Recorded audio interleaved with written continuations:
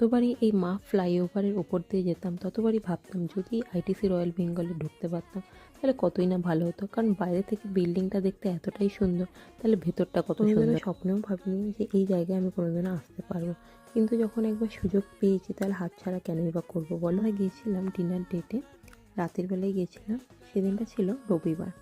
আর এই জায়গাটা সত্যিই এত সুন্দর, এই সিঁড়িটা, যেটা মানে খুব ভাইরাল একটা জায়গা।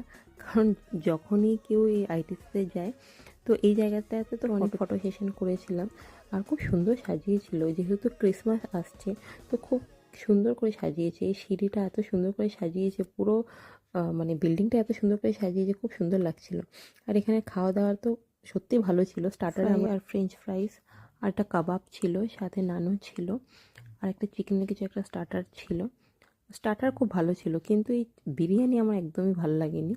আর প্রাইস তো মাগো, 1800 টাকার বিরিয়ানি ছিল না, মানে বাপের জন্মে এত দামি বিরিয়ানি খাইনি, কিন্তু খেতে একদমই খারাপ ছিল। খাওয়া দাওয়া হয়ে যাওয়ার পরে আমরা বাইরে এই জায়গাটা দাঁড়িয়েছিলাম, এত সুন্দর লাগছিল।